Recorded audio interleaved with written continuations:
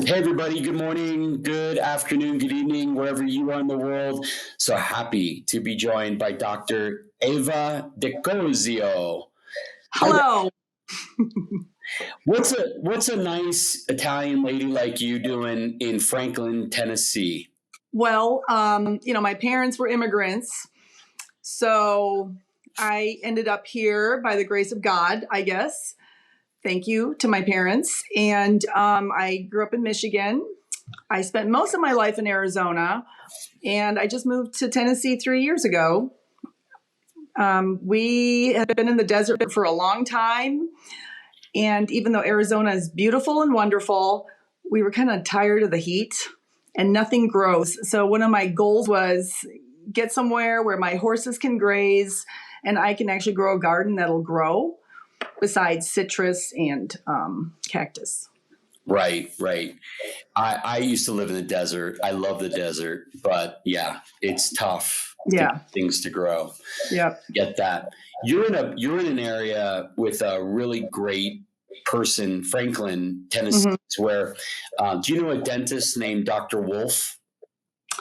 Uh, I'm so new here. I have not. He's not a veterinary dentist. No, he's a human dentist, but Okay. he's a pioneer. He's a genius, and I'll hook you guys both up via email. Okay. But he makes a toothpaste that I use. It's a human toothpaste, but I use it for my dogs and or my current dog, singular.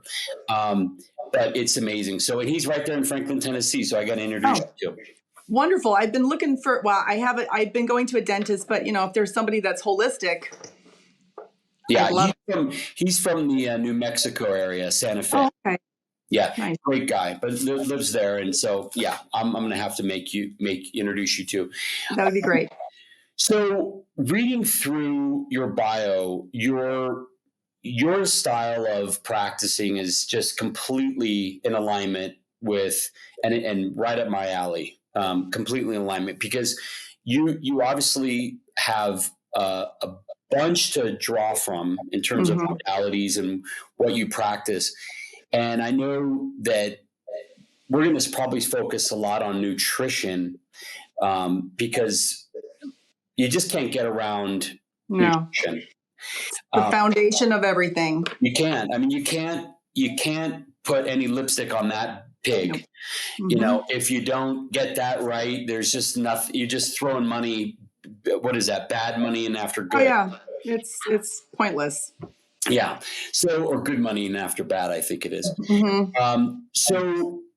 But let's review what your toolbox consists of. What when you go to look at resolving issues, what all do you have to draw on? Like, tell us what you practice. So I've been using Chinese medicine or traditional Chinese veterinary medicine for 20 years. I started with acupuncture. That was really the first thing I was introduced to when I was looking for an alternative. And it was probably about 8 years after I graduated. I thought, this is, I had this aha moment in a room with a 4-year-old lab with hip dysplasia. Well, here's a pill, right? That's all we do is we give you a pill. We never fix anything. We just put a Band-Aid on it and come back and see me in 3 months. So make sure your liver enzymes aren't getting destroyed. And so I thought there's got to be more. There has to be more than just a pill for everything. And then we have to deal with all the side effects. So I started investigating, and I found acupuncture as a modality, as an option to help with pain. At that point, it was more of a, what else can we do to help these animals that are in pain besides drugs? Well, acupuncture isn't just for pain. I mean, it does so many different things. So I started with acupuncture. Then I added herbal medicine. Meantime, I looked at other regenerative modalities like stem cells. I've been doing those for almost 20 years, which is also really interesting. Obviously food therapy was added in later after I did my Chinese herbal medicine course. I added food therapy as a modality, Chinese food therapy. But I've always been, even back then, very big on real food, not processed food. And I guess that actually goes back to when I was a student and I was in Italy, and we were looking at these older dogs, examining older dogs. They were all lean. They all had beautiful teeth. Nobody was sick. And I said to the Italians, what are you feeding them? And they said, whatever we eat, they eat. Yeah. And I thought, wow. And then you come back and you see fat American dogs with bad teeth and lipomas and arthritis and hypothyroidism and you name it, all the things, right? And so that was like my first, exposure to feeding real food, because we're trained to feed processed food in school, right? Yeah. That's just how it is. Hey there, this is Rob Ryan. I just want to say how much we enjoy making this content for you here. And if you are enjoying it, would you like our video down below? And would you subscribe to our YouTube channel? It sure does help us get discovered by more people like you who need information like this. And also down below in our description, the top link is to our trial pack. We hope you'll order one for your dog so your dog can have fermented superfoods that give them nutrition like they can't find anywhere else. Hard to get nutrients that are easily absorbed. Thank you very much. Now back to the show. I mean, even, gosh, you think about all the crazy stuff that we think that dogs can't eat, but in Italy, I mean, they were getting everything from pasta to sausages, Yes, with, onion that you're not supposed to feed your dog and all this stuff. But it's all just really healthy food, relatively low to no glyphosate, right, all those horrible things. right. I'm sure you hear this all the time where, I went to Italy, I ate a bunch of bread, I ate a bunch of pasta, and I lost 5 pounds. Right. And Yeah. I never felt heavy and weighted down. And I mean, you hear that all the time. And also around, Europe, because of a lot of those chemicals in a lot of those countries are banned. Right. Yes. And a lot of the drugs that we use here are banned over there. Yeah. So no, it's just completely perverse. And what's happening here and what's been allowed to happen to our food, to our pets' foods. Well, yeah, absolutely. The everything's GMO here. So I hear it all the time with the bread. I have some clients that actually import their flour from France to make their own bread with French flour, just because it doesn't have the effects that our flour has. Same with sugar, right? Their sugar is not GMO like ours. So not that I promote eating sugar, but you can actually eat their chocolate and not have the same effects as you do if you eat American chocolate because of the sugar. Yeah. So yeah, absolutely. Yeah. I mean, I guess I would have no problem feeding my dogs pasta over there. I mean, it wouldn't be their whole meal, but leftovers and all of that. The scraps of the cuttings of the vegetables, all that. Right. It's great stuff. Great. So food therapy. So tell me what that means. So Chinese medicine or Chinese herbal medicine actually started with Chinese food therapy. So it started with food as therapy, using certain foods to treat certain ailments. Every food has a thermal energetic or has a property, such as, like, let's say mushrooms. Mushrooms have a draining property. Certain foods are cooling, certain foods are heating, some are blood builders, etc. Some resolve stagnation and phlegm. So they realized, certain foods have certain actions in the body. And that's how it started. So they started with using foods to treat certain ailments. And we can still do that. You can use ginger as a single herb to treat GI problems, or oats, for example, for other things. But so they started with the foods, and then it evolved into single herbs, and then it evolved into formulated herbs. And that's what, but you can use the herbs, you can use all the formulated herbs, and you can use the single herbs. You're still kind of like putting a Band-Aid on it if you're not, and you're still feeding processed food, right? So I tell my clients, the foundation of everything is your food. What you're putting in is what you're going to get out. So, stay on the kibble and give herbs is not a good idea. It's you might get some benefits, but it's really counterintuitive to do that. It goes back to basics. I can't hear you. Sorry. Thank you. I said I always wonder if people are really doing the math with some of their dogs that are on all of these different between medications or herbs or tinctures or this, that, the other. And like, why don't you just spend the money on a really great diet? Right. It just fixes everything. And it just saves all these vet visits that are unnecessary. Right. I mean, people that I meet, the best vets like yourself, they don't want you to come to them for an issue that can be resolved. I mean, they want to deal with high level problems and be there for the dogs that really need them. They don't want to fix a diet. Just feed a really great diet. Yeah, exactly. Yeah, it's pay now or pay later. Yeah, no, with it sure everything. is. It sure is, and it's so less painful. And it's feeding a really great diet. It's like being on a layaway plan for health. It's it's much easier to pay monthly than to pay that big couple vet bills that come, and then you're already in stage 2, 3 of an illness, and I'm not even just speaking about cancer or stage 4. Could be allergies, could be chronic ear infections, and those things can get really crazy expensive really fast, and you can't even imagine. It's not it's not just the vet visit. It's like these dogs that get these chronic ear infections, and they get what's that when their ear puffs up? A hematoma. I mean, that's like a surgery, like essentially, like they have to put your dog under, cut it, suture it. I mean, that's a lot of money. You think about that. You think about more dental cleanings that with a good diet you don't need. It's like factor all of that in, Yes.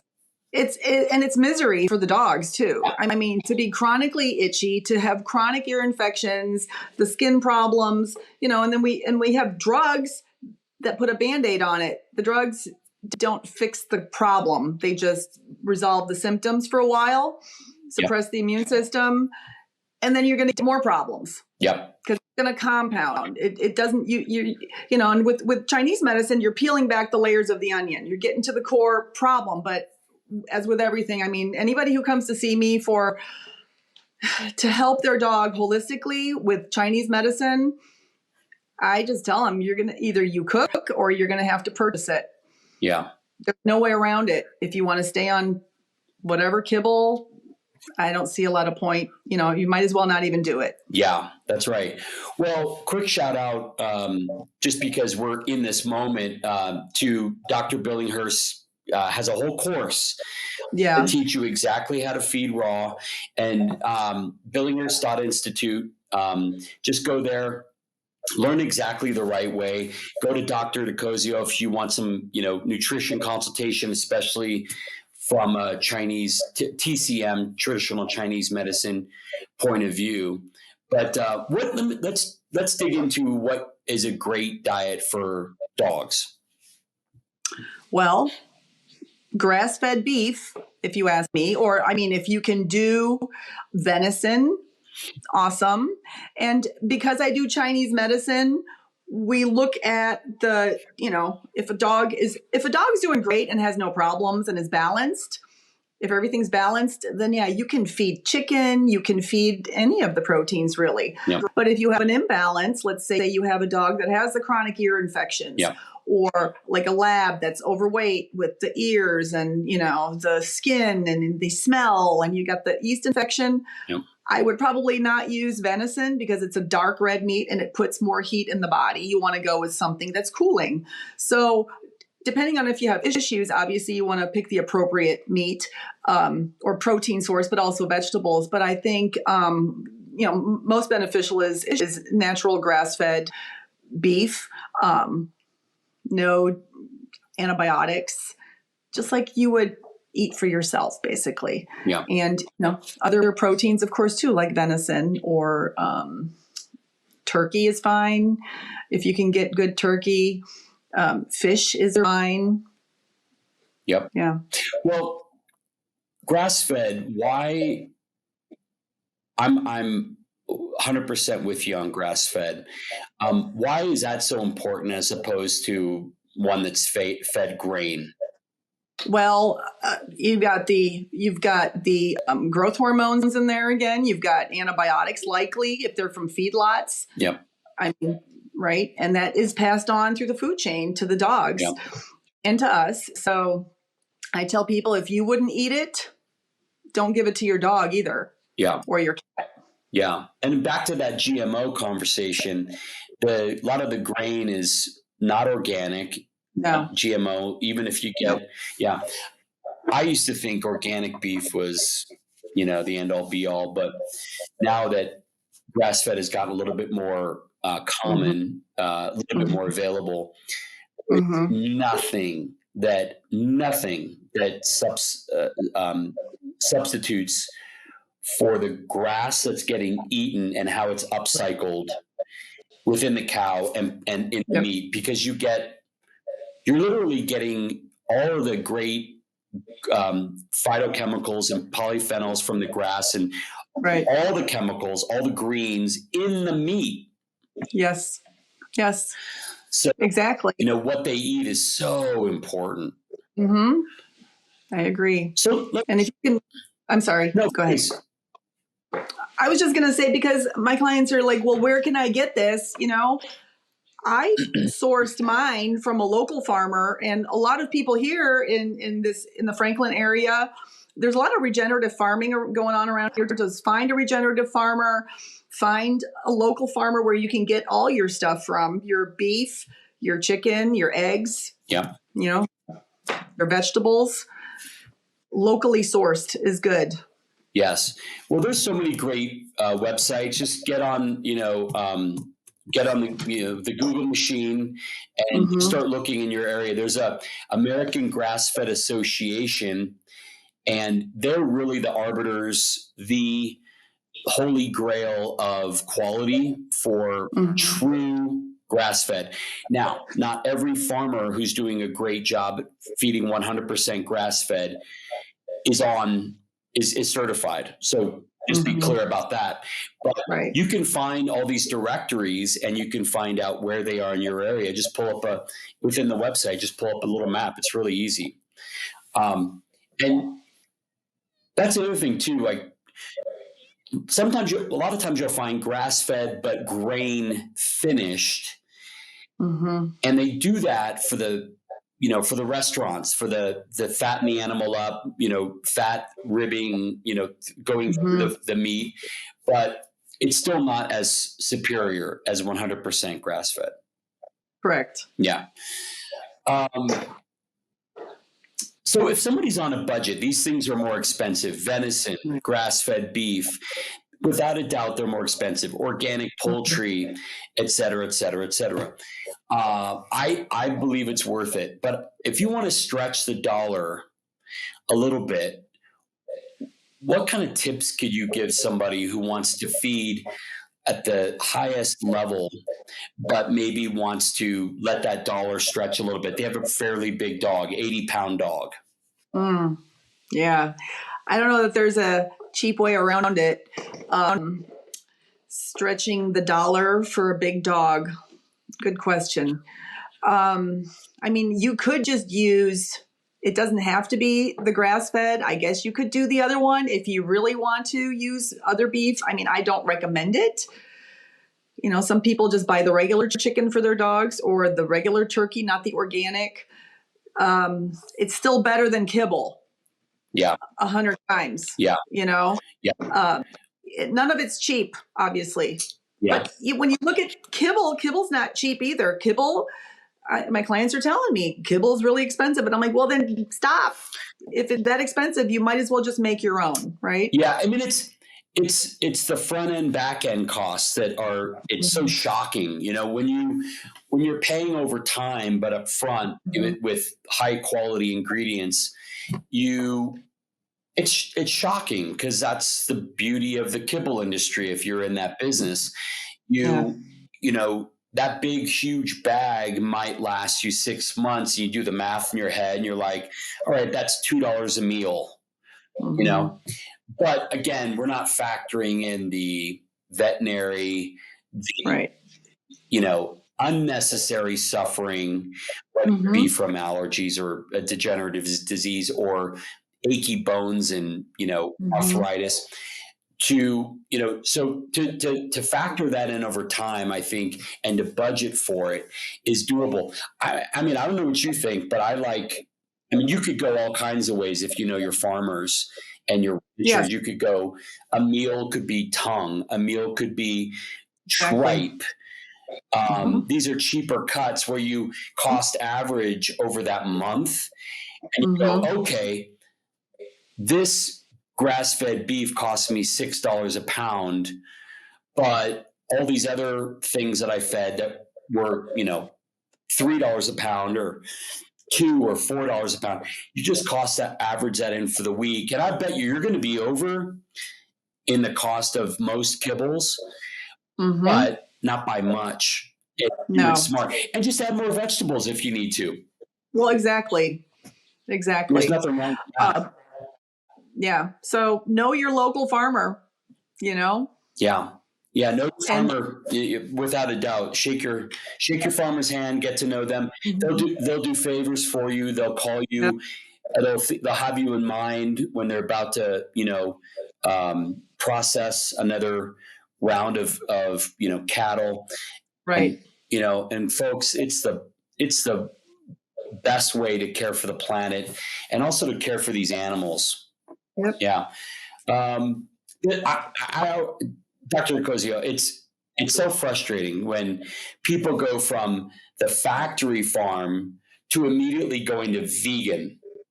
Oh, I know. And you want to go vegan, God bless you. I got no issue. Do what you want to do, obviously. But it's, for the most part, most people don't know how to do it well. Vegan is very expensive to do well, to have balance. It's just an absolute full-time job until you are 4 to 5, 6 years. And most of those people become very nutrient deficient after about 3 years of being vegan. And then they switch over because they have no energy and all that. Right. But switching dogs over too is, there's a middle ground here, which is we don't have to go from the horrific treatment of our animals in the planet to not eating animals at all. Yeah. The answer is regenerative and really high quality animal welfare and production of really high quality meat. Everybody just forgets that when we started eating meat, that's when our brains got bigger, and that's when we really started to evolve as a species. I don't know why people would want to go backwards. I don't either, honestly. And I have to admit, I was a vegetarian, or I guess a pescatarian when I was in vet school. I am no longer a vegetarian. I do eat meat, and I feel better for it. And thankfully, I don't have any clients that want to have their dogs or cats be vegan. So I've only encountered a few in my whole career, and I advised against it. But no, it's not a good idea. Yeah, and I just want to. Cats definitely can't be without meat. They're carnivores. But luckily they're small, so they're not a big line item in your grocery shopping in your budget. But folks, you can give your dog a fully vegetarian meal if you want, 1 day a week, if that's what you want to do. But we've got to all these nutrients, especially in organ meats. You can't vitamin supplement your way out of that. I mean, the food grade vitamin A you get from heart and liver and taurine and zinc and all these great things, that's whole food source. So what's your favorite go-to when, like, how do you get people from, in your practice, from let's just say processed food to getting them more home preparing and all that stuff? What do you normally do for that? Well, I'm very blunt. I liken the processed food to like fast food or McDonald's or, all the prepared foods you can buy with all the chemicals in it. Yeah. And people, and I tell them, you can put all these Band-Aids on and continue to feed this, but you're not doing them a favor. Would you eat this? I mean, do you eat this? And some people do. Most of my clients that want holistic care are already, they eat the right way for themselves, right? There's not a lot of veterinarians that are going to tell you that, though. Yeah. Unfortunately, most vets are all about the prescription diets and the kibble. Yeah. And not everybody, but so I'm like the only one I work at a practice 3 days a week where I'm the only one that promotes real food. Mm. And well, I'm also the only holistic one there. But and then people are always shocked when you tell them this. Like, what? But this is supposed to be good, and it's researched and it's balanced, and there's all this science behind it, and it's like, it's processed. There's no nutritional value in this. How could there be? You're basically feeding cardboard that has minerals and vitamins added back in, and they don't like to eat it anyway. I mean, I have not met a dog that prefers kibble over real food ever. Never, not once ever, unless you got a Cushing's or a diabetic dog that'll eat anything. But otherwise they want real food. Yeah. And so when you present it to them, like, well, would you eat that? Do you think it tastes good? Why are you surprised that the dog doesn't want to eat it and prefers your food over that food? Usually most people are immediately all over it, and they want to do the right thing. Yeah. Because it makes sense. And then when you tell them, I'm going to see you less, your dog's not going to have ear infections, your dog's not going to have skin problems, your dog's going to lose weight. Maybe even the thyroid will get better because it's an autoimmune problem. And a lot of the things we see are autoimmune caused by, and oh my gosh, I'm seeing young dogs now with cancer, 3 years old with cancer. Yeah, it's horrible. And they're not, and they are now cooking for the dog and preparing the food, and we have, and anyway. So yeah. Well, you brought up complete and balanced.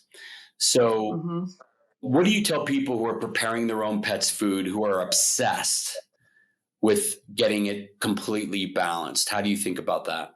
Well, it should be balanced, right? We need to make sure that they're getting all the right nutrients. There's a website called Balance It. I don't know if you're familiar with it. It is a free, it gives you free recipes basically, and you can pick your own ingredients. So if we're doing it as food therapy, if I have a dog that has problems, let's say I have a dog with ear infections, I'm going to use something that's cooling and draining to get rid of the heat and the excess. And I will tell them use turkey or use cod as your meat, as your protein source. And then the website gives you it'll actually make a recipe for you, and it'll break it down exactly how many grams of what meat and, vegetables, grains, if you want to use grains. If you want to use you don't have to use grains. You can go completely grain free. You can go low carb, no carb. So there's different options. So that's a really nice resource. There's other fresh food manufacturers that people look into. I think Steve's Real Food, some of my clients use. They like it. Obviously, the Farmer's Dog. Then there's Ollie's, I believe. And there's so many, right, that are fresh and prepared by somebody else, but they're more expensive versus making your own. And so right on. Yeah. So, I mean, our philosophy here, and I want to hear what you think about this. Dr. Billinghurst is really focused on species appropriate, biologically appropriate diets. And in the wild, over millions of years, much longer than we've had them as pets, they never have ever eaten a balanced meal. It's been balanced over time. Mm-hmm. And so at our company, Gussy's Gut, we get questions of like, do you have an exact breakdown of this nutrient, this nutrient, this nutrient in Gussy's Gut? And what we say to them is that's not our philosophy, and it's not Mm-hmm. what we do here. We're not Mm-hmm. a supplement that is standardized in a lab. So it's guaranteed at this level of Mm-hmm. pick the nutrient, vitamin D, Right. zinc. Right. What we are is a whole food optimized nutrition, and it's optimized through fermentation and freeze drying.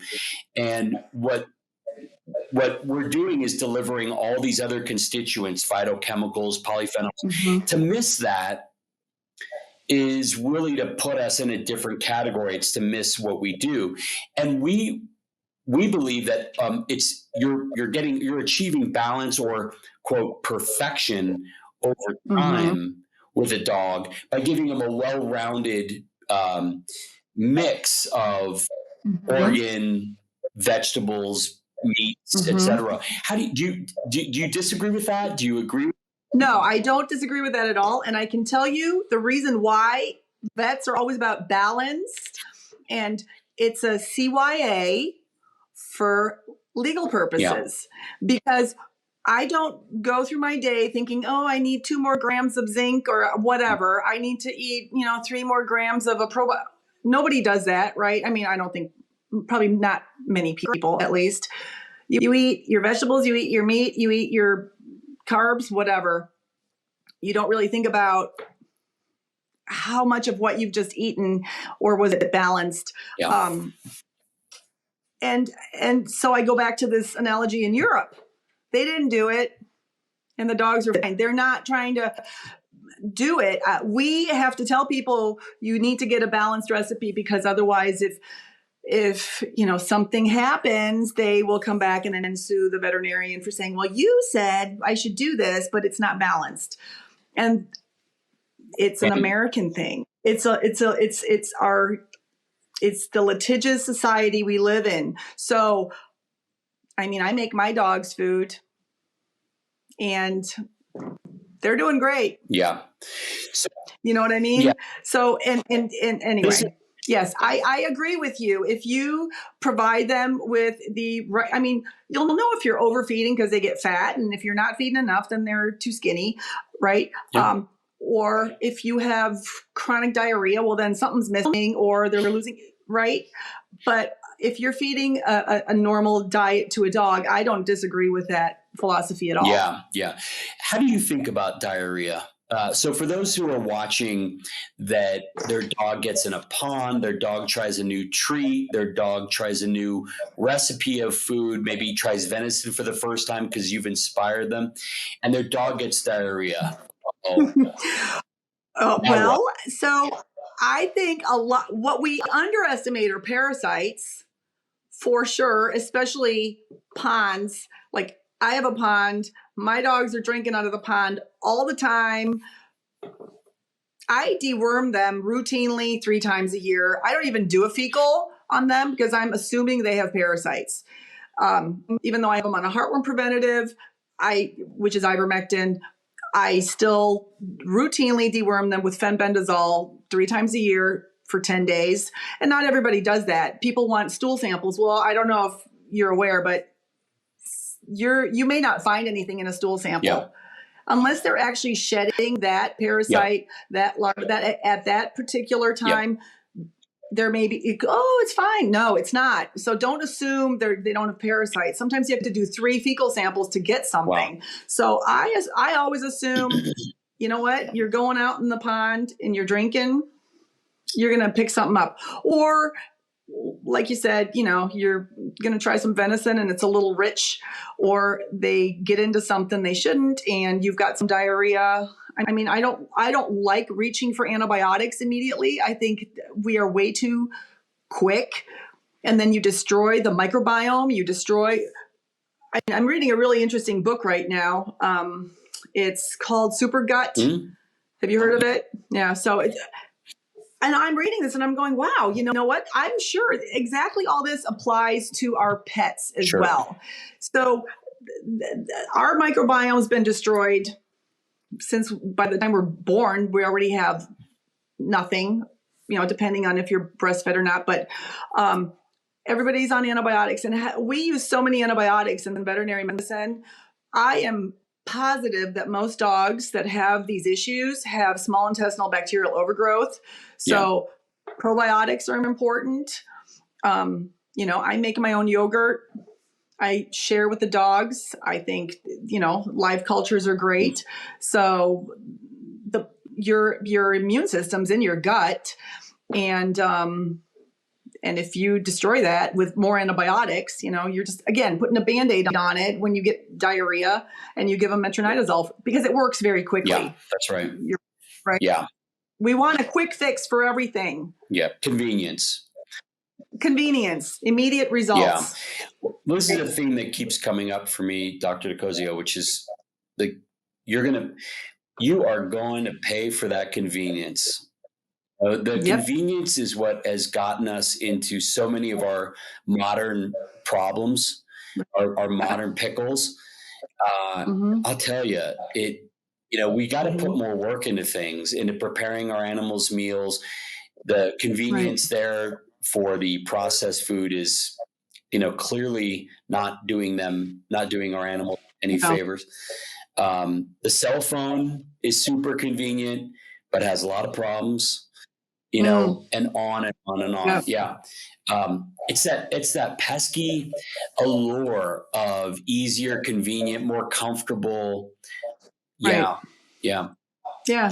Instant results is what we're conditioned to expect instant. We want that too. So, when I do my Chinese herbals, I tell people, you may not see something immediately. It could take up to 3 weeks to see a change, because we're used to immediate responses and instant gratification. And, Yeah, that's a real, so let me go back to diarrhea. So somebody's dog has diarrhea. When do you worry about diarrhea? So, it depends, right? Giardia is a real thing, and they can pick that up. That's a protozoal parasite. You can treat these things homeopathically. It doesn't always have to be allopathically with antibiotics. You can treat with natural things, with herbal remedies, with even with Western herbals like slippery elm, marshmallow root. If you have those capsules at home, you can use that. There's a lot of natural ways with foods that you can help resolve those things, the inflammation in the gut. Yeah. So, generally speaking, does somebody need to worry about the bout of diarrhea that happens once or twice? No, not usually. Okay. When would you go, I need to address this diarrhea?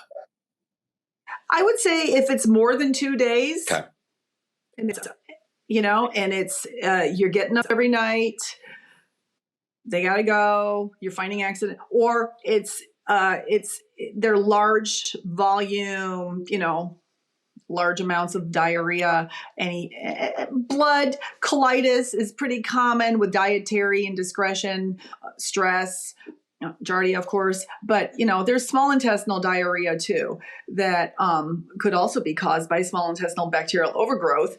But those are usually like the big cow patties. The dogs don't feel well usually. Yeah. No, you can tell. If it's 1 day or 2, I'm usually not too worried about it. Yeah, yeah. And it could be, again, going back to changing a protein. If you've got a dog that isn't used to a range of different, good microbes, different richness, just different meats. If you don't have a dog that's been more shored up and is bulletproof, you're just going to have just expect a small bout of diarrhea. And then guess what? The system normalizes. It starts to rebalance, right? Mm-hmm. Yes. It's not. You reset that microbiome. You add those good bacteria back in, and the gut, regenerates itself. with good bacteria. So that's what happens. Yeah, that's great. So let's go into the back to the bacteria and the protozoa and all that stuff. So could a healthy immune system fight off Giardia by itself, or does it need external? Yeah. Okay. A healthy immune system can fight off pretty much everything, right? You're constantly creating cancer. Everybody is. And if you have a strong immune system, your body just says, oh, okay, let's kill you, inflammation. So that's what I tell most of my clients. Everything is immune. Everything is your immune system. And when your immune system's not working, that's when you have allergies. That's when all the things start breaking down, arthritis, etc. All of it is immune. And if you have a strong immune system, then those things don't affect you. Then, yeah, you can be around, dogs with Giardia or dogs with kennel cough or dogs and you're not going to get it. Yeah. Right. You can be around stuff that you're not going to pick up. So, yeah. That's great. Resilience, exactly. Building resilience in your dog should be all of our jobs, I think. Mm-hmm. And the way to do that is the foundation is food, just like for us. Yes. Well, this has been great. This is very interesting. So tell me about your consultative practices. So do you consult outside of Franklin? Do you just do house calls? Mm-hmm. Yes. And I'm still licensed in Arizona. So I do telemedicine also, because you can easily do Chinese medicine consults. I mean, I can't touch the dogs. We use tongue and pulse diagnosis, so I can look at the tongue through FaceTime. But it's a lot of the difference to Western medicine is that you're looking at the big picture. It's a pattern diagnosis, and it's the whole dog, and it's not just a symptom. So, and the consultation is, food, and if there's a problem, we'll do food therapy. Then of course we can do herbal medications. And then I go over supplements that I think are necessary and wise for most dogs to be on anyway, like vitamin D. I don't know if you're familiar with the studies that show that humans and dogs that have cancer had suboptimal vitamin D levels. I mean, it's so pervasive. So, vitamin D at a certain level, people are worried about overdosing it. It's really not that easy to overdose on vitamin D. So, things like that. And then, other regenerative things you can do for your dog that, that the owners can do at home. There's massage therapy. There's acupressure. There's literature I can point them to help their pets too. Yeah. So. No, that's great. We're becoming much more focused on, we're going to build out a resource on our site to refer people just don't have great vets on their side. They don't have the minds that these vets have, like yourself, to think through problems and around problems. And they need, I just think that with the shortage of our vets and the amount of really conventional veterinary medicine that sometimes is limited with, they're like you mentioned, they have the kibble in their practice, and they're, giving out antibiotics like candy. And I think having a phone consult with just even one that you can inquire, or I like to say interrogate the human customer. Right. And pull out because a lot of people don't even know what they don't know, or don't know what to ask. So, well, I usually ask them to send me all the records in advance so I can review everything before I even talk to them. So I already have a pretty good idea of what's going on just looking at the records. And so I don't have to waste time asking them questions about things, right? It's all there. But yeah, there's just... And people don't know. Yeah. Right. If you go to conventional practice, it's like a cookbook.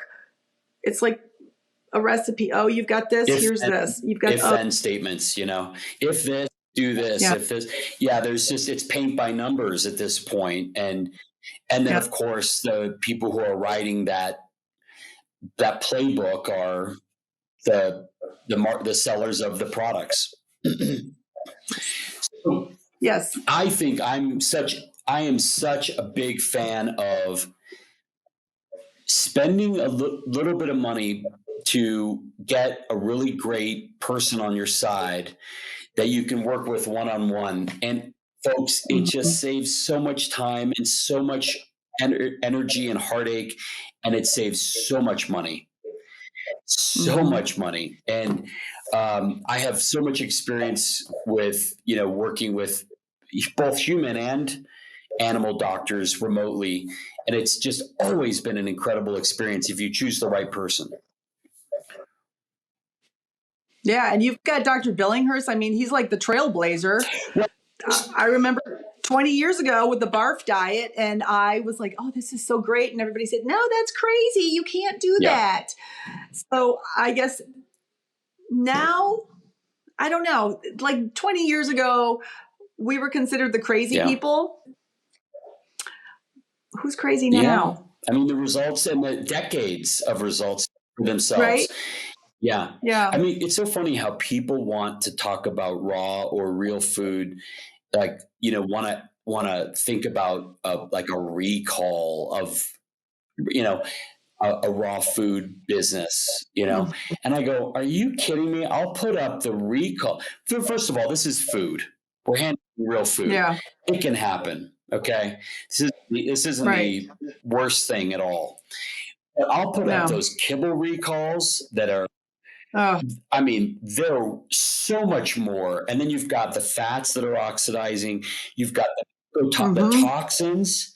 I mean, that's horrible. All the stuff that is just in these overcooked, the heat and the cooking of these things is changing the molecular structure and the I mean, it's absolutely, people, just do not understand what they, and I grew up as a kid, we gave kibble, the big bagged foods. And then occasionally we'd open up a can and do one of those deals. But you didn't know any better, right? And this is what your vet told you. And this is what we're taught in school. Yeah. But I mean, like, back in the day when I got my first dog, my first phone consult was with Dr. Marty Goldstein and then his brother, Bob Goldstein, genius vets. And when you start talking to somebody who thinks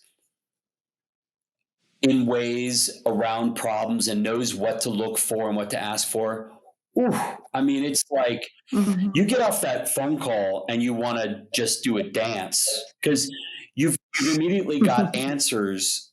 Whereas the vet down the street that you went to is just, they gave you 6 minutes because that's what is budgeted.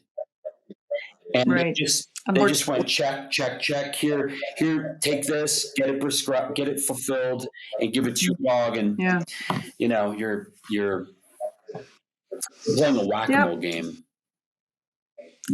Absolutely. It's very much like human medicine without the insurance companies. We're following the same pattern. But even people don't. In human medicine, people only know what to expect in the normal human medicine model.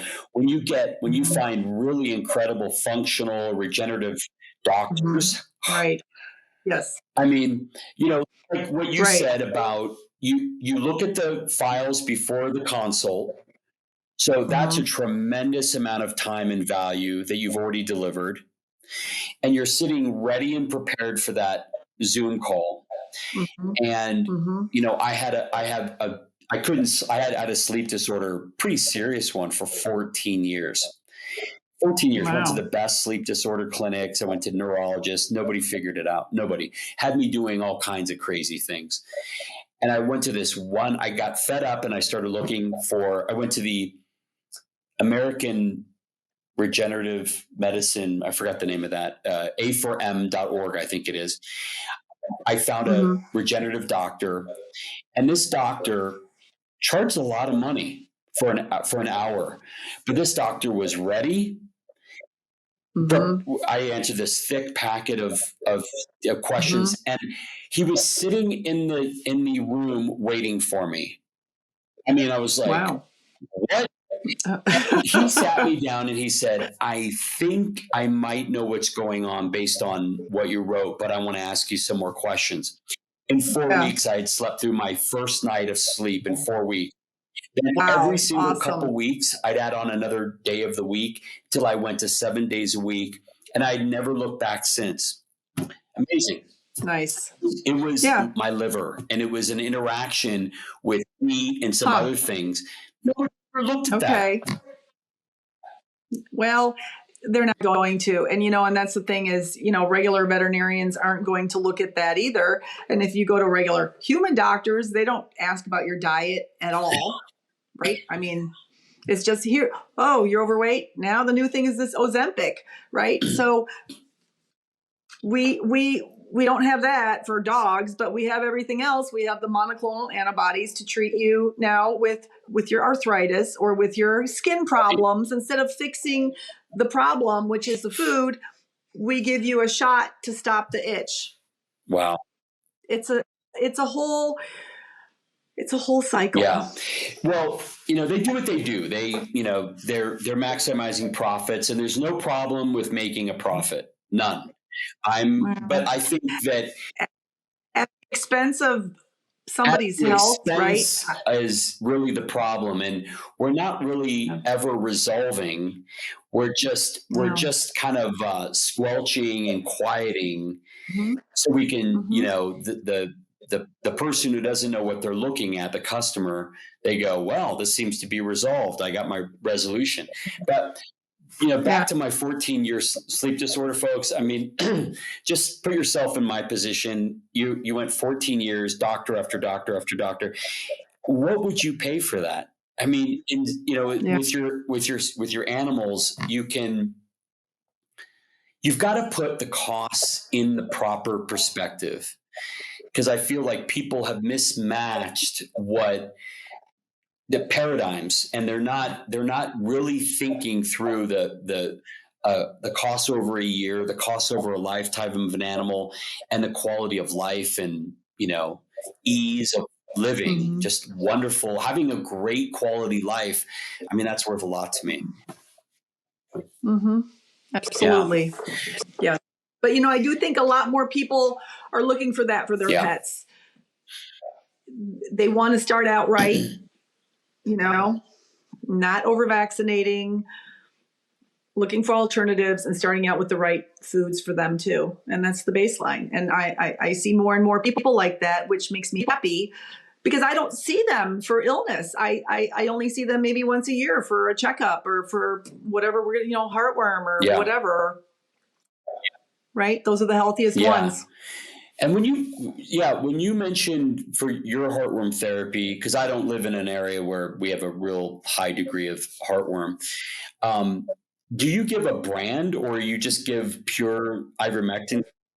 No, I do. Well, you can use just ivermectin, but you got to know how to, dose it out. I like to, for ease of use, I just give people a script of HeartGuard. But there's also something called no-sodes in the homeopathy world. You've heard of no-sodes. So you can use no-sodes, and, homeopathy is not my strong point or my primary thing. I'm adding it in. It's another form of energy medicine, like Chinese medicine is. It's amazing how it works. And you can use no-sodes to create immunity. You just have to expose your dog to things, right? So a prime example was a 10-month-old Doberman puppy who I saw, and she moved here from Illinois with her dog, had never been vaccinated. And which was amazing because mostly the breeders are very quick to vaccinate. So this puppy was never vaccinated, and she started the puppy on no-soats from a homeopath in Illinois, a veterinary homeopath. And she brought the puppy to me at 10 months and said, I want to do titers. And I thought, well, this should be interesting. Let's see.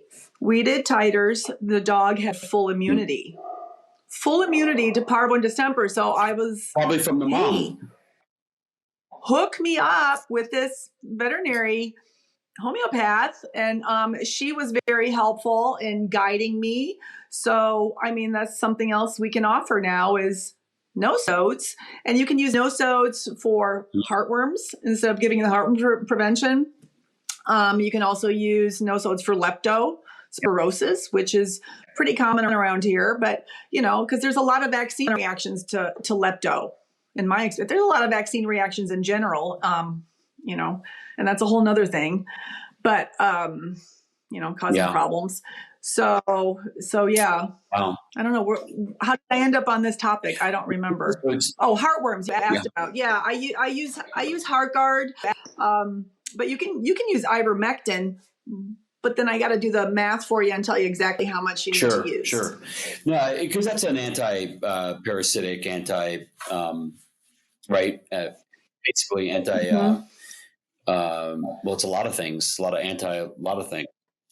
It's actually now off-label being used for cancer, and fenbendazole is being used, Panacur, to treat cancer, and actually very, very good results with it. So there's a link between, it's postulated, there's a link between parasites and cancer in humans and in animals. So Panacur, which is a routine dewormer we use, using it to treat dogs with cancer as well. Wow. Well, and it's cheap. It is cheap. Yes. Both are cheap. Yeah. Well, Dr. DeCozio, thank you so much for talking with us today about your experience. I absolutely love your passion about nutrition. That's where mine is, obviously. Well, thank you for having me. It's awesome. I'm glad you're doing the fermented food supplements. That's awesome. Thank you. Well, everybody should be doing fermented for their animals. Do it yourself. Yeah. You do it yourself. You don't have to buy it from us. But there's a place in our dog's evolutionary diet for the gut contents of a prey animal.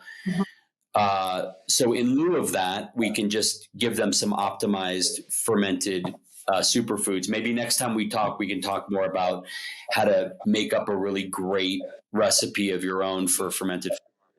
Yeah. Awesome. Well, I always tell people add a little bit of sauerkraut or kimchi or miso if you're making it, but you know what? Your stuff is probably even better. Well, I mean, that's what we try to do. We're trying to just do something that nobody really wants to do.